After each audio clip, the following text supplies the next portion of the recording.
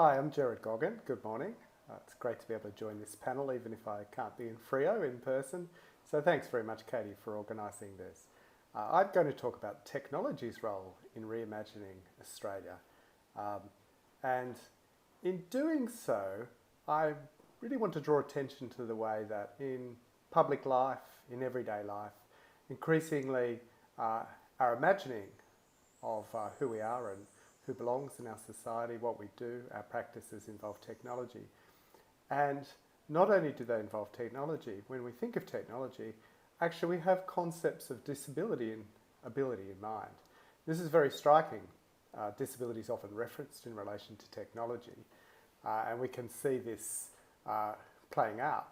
And so we really need critical disability studies approaches as part of our Australian studies, research approaches and cultural and media studies and critical technology studies.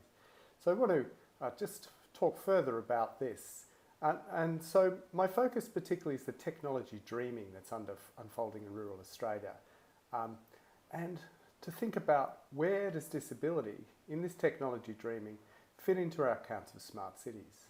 And how do smart cities in particular relate to social transformations of disability, accessibility and of rights?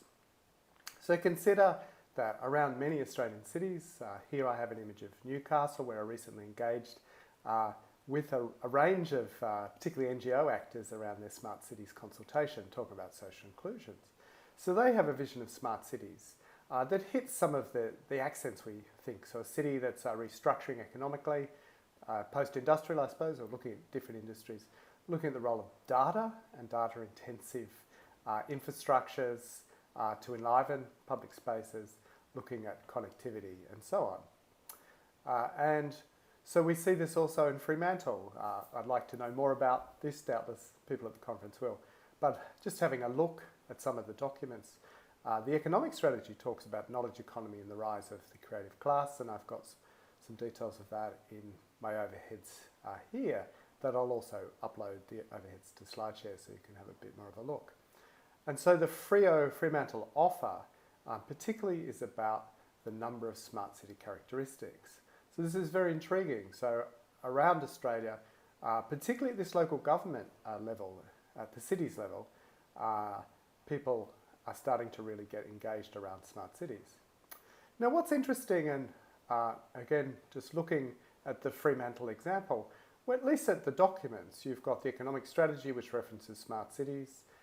If you look at the Access and Inclusion Plan, very interesting, many important initiatives being undertaken there around disability accessibility, no mention of smart cities. So this is kind of intriguing because in some ways you think smart cities would be a great opportunity to look at reimagining Australia, urban Australia, via disability and accessibility. Okay, so smart cities are a bit like parenthood. I mean, who could argue with their benefits? You've got the magic of digital tech and cities and all existing and future needs instantly met. Okay, so the problem clearly, I've caricatured this a bit, but perhaps not hugely, is that smart cities have been imagined by particular interests, corporate, tech, government. And then you add to this the powerful social imaginaries of digital technology, the sharing economy, citizen sensor, one of the tropes and themes of smart cities, the idea that sensor networks would help us interact, whether it's around transportation, whether it's about moving around the cities. Actually, sensors engage mobility in really interesting ways. But many of these visions really assume the use of proprietary commercial platforms. You think of Airbnb, you think of Facebook, and you think of academia.edu or ResearchGate in an academic setting. Still, many academics aren't aware that these are for-profit platforms to share information. So, again, set against these imaginaries and actual materialities, the force of particular interest in smart cities, the goals of a whole range of different people have been left off the agenda. The social and human goals, sustainability is talked about a lot. We'll see how it goes. Social justice is not so talked about, nor social participation or social inclusion. I'm sure if we looked at a range of smart cities visions and plans and implementation, this would vary, but I still think this is arguably the case. There's evidence that these are the dominant visions. So the federal government in April of this year launched a smart cities plan No mention of disability, accessibility, universal design, or equity, except in the sense of capital equity. Now contrast this with the state of play of Australia's digital divide, and our colleagues at Swinburne University in conjunction with Telstra and others did a Measuring Australia's Digital Divide report. And they're a very interesting, multifaceted conception of digital inclusion. They found that people with disability have got a low level of digital inclusion, although it's steadily improving. I don't have the time to talk more about this, but affordability is a crucial issue, cross-cutting issue across disability and many other demographics and groups. So, I would suggest that we are in the process of trying to retrofit smart cities, because I think there's a striking absence of social justice, disability rights and conceptions. So we now need to try and intervene in smart cities planning and in the reimagining in Australia, which is actually going on with smart cities, to make sure they actually address the lives that all of us lead and wish to live in the places we live. So here, I think disability critiques and research and broader, more inclusive accounts of smart cities have got something to build on. I've got a screenshot here of Richard Sennett's article from a few years ago, No One Likes a City That's Too Smart.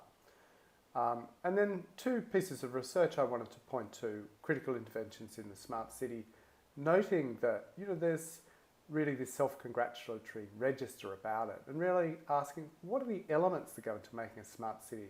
What are the underlying ideological assumptions? Another piece of research, 2016, by Vanessa Thompson and colleagues, Where's Wally? In Search of Citizen Perspectives on the Smart City. Just noting that the citizen's vision and sense of scale, as they put it, is a perspective largely absent from the literature. So I see this as what, particularly at the local government level in Australia, as different places are trying to actually think, what would smart cities actually be? You can see this kind of citizen perspective being put in, I think, in different measures. So, and I wanted to just note here a post by someone from Perth, living in Freo, and now expatriate, is saying cities need common sense before they get smart. Just making the point that we need to actually explore what we want from a city before we proceed to smart it up. So I think my argument is inclusion is often invoked in smart cities talks and visions, as it is in urban planning and policy generally, but the follow-through and detailed plans are really lacking. I think the problem is twofold. The dominant ways we've imagined smart cities have been unbelievably narrow and constricting, and I think probably smart cities fail more with a whimper than a bang. The second thing is there's scripts and recipes for some elements of smart cities. You can just see this if you look at a few different examples. Efficient, short commute, enlivening public spaces with data, sensors, but actually not inclusion, accessibility, social and community development in any really consistent and large way. I think in the crucial inclusion aspects of smart cities, we're barely at first base. Okay, so why is social participation and inclusion, if my argument's correct, consistently missing from the top level visions of smart cities? I mean, it's great to see accessibility sometimes mentioned, but there's an assumption that technology will deliver accessibility. And as we know, why would this be so? If, public transport in cities like Perth or Sydney or other cities in Australia around the world is not currently accessible, why would we think smart cities will deliver it? I mean, it surely won't. There'll be some improvements hopefully, but we need to, think again. And just specifically on the big data vision of smart cities, I mean, this I think is critically unexamined. Surprising given there's a lot of work on data and critical data studies. But what right do citizens have at the municipal city level to the kind of data that it generates? What the ethics of this? So I think perhaps the biggest stumbling block is that smart cities concepts have been perhaps the most divorced from policy and design and service and realities of any recent high-tech dreaming in Australia. I'm thinking of Australia here. But you could, I think about this in relation to other places around the world. I have colleagues doing work on smart cities and ageing and older people in Singapore who are also, where it's striking in that place that you've got visions of high tech, Singapore being one of the longest kind of genealogies of dreaming about technology in recent times with its intelligent island vision, but not necessarily these concepts. In our case, Australian National Broadband Network, the innovation agenda in Australia, Turnbull's innovation, the Prime Minister's innovation agenda now having its first anniversary, municipal Wi-Fi, a kind of very faltering project, networking the nation from the 1990s and information superhighways. Smart cities just seems to be a bit disconnected from these histories, and that's a shame, and the policies that have followed from them. So I think the actual efforts at the city level to do something useful with Smart City have to find concept and resources that come from the lived experience and democratic yearnings of all people in the city. So just to give one example, we know from research that our colleague Justine Humphreys did on homelessness and mobiles, that, a lot of homeless people have mobile phones, they use them, and some of the issues of getting free Wi-Fi and getting electricity. So why don't we have a sharp focus on this when we think about smart cities? So this brings me to disability and design, and in the next few minutes, second half of the paper, I wanted to just talk a little bit about this, because I think if we wanted a cutting edge way to reimagine Australian cities and other cities with technology and to formulate a really useful smart city strategy, disability offers a lot of interesting material. So this is something that was taken up by the UN initiative, the G3 ICT, the kind of lead organisation on technology accessibility. And they joined with Microsoft, I have a screenshot of it here, the Global Initiative for Inclusive ICTs, having a smart city announcement in the middle of this year, smart cities and digital inclusion. And Microsoft saying, quote from this from their Chief Accessibility Officer, as cities evolve and integrate, we can help them define what it means to be smart and accessible to make sure no one's left behind. Everyone would share that goal, but we'd all be pretty sceptical about how that is going to be met. It's a shame because disability, particularly if we look at it in a broader, more interesting, exciting senses, as we are on this panel, helps us reimagine cities and technology. We can see this, for instance, in mobile technology in everyday life. So disability is part of everyday life, part of all of our realities, part of who we are, part of the diversity of being human, and it's recognised as part of social life and the life course. Digital technology in a whole range of different forms, whether it's internet, mobile media, social media apps, the actual smart homes that many people with disability already live in, that have different kinds of supports or sensors, the assistive technology many people with disabilities have become part of the mediascape social support system of many people with disabilities and all of us. And mobilities particularly are really important and interesting when it comes to disability in cities. And this is often the critique that's advanced and the lived experience of many people with disabilities. How do we get around cities? Are the paved walks engineered for us? Are the new kinds of technology structures enabling rather than disabling? So we think about transportation, work, housing, welfare, education for people with disabilities living in cities, a major agenda around the world. But what about social participation, political participation in the new spaces of cities? What about the new governance arrangements of smart cities? Are we thinking about governance for everyone and for people with disabilities in this? So where does this all fit in? How does disability help us reframe cities? So the British geographer here in a long quote I've got up on the screen talks about the sense in his work on universal design. Rob Imre talks about this problem that spaces are rarely sensitised to the needs of disabled people. And we've got these separations going on from people in our lived environments already. And in a sense, it's a violation, it's an infringement, it takes away the right to the city of people with disabilities, many people with disabilities. And this is a real problem. So Imre in 2014 articles talked about citizenship, disability. And to just give one example of another colleague who gives some examples around this, Laurence Porin, who's a Montreal-based scholar and activist and filmmaker, has made these really interesting series of videos, which you can just Google and get online, called Cripping the Landscape, where she walks around, she wheels around, rather, in her power chair with a video and checks out, perambulates around the city and explores the different barriers to access and the lived experience of being in the city. So I think the work of Laurence, underscores what Rob Imre says, the need to repoliticise the body as part of the development of what citizenship is or ought to be, so that impairment's part of the normalcy of everyday life.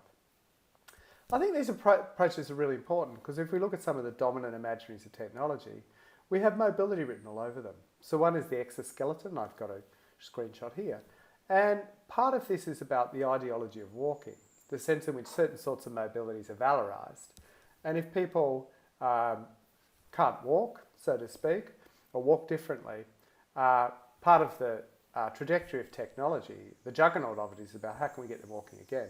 So exoskeletons, potentially great and really interesting technology, but some of the way they're framed, I think, is in kind of an ideology of disability. We can see this also with Google's driverless cars. I've got a screenshot here of when in California Google was allowed to test the car earlier this year. A blind man was chosen as the first person, and this gentleman was also featured in Google's publicity earlier for driverless cars. So again, driverless cars, a lot of interest across disability circles around this as mobility, but the way it's framed, and it'd be interesting to look at the political economy, how the design and implementation actually happens, is a bit different. And it's different from an example I want to give here, which is a famous Casey Zern's Kangaroo, which is a car as a wheelchair user she designed, and I've got a screenshot of her in it here. Essentially, you just wheel your wheelchair up to the car and it goes straight in, and you can drive the car away. So there are different models of mobility, but they're not being brought to the fore, I'd suggest, in our innovation.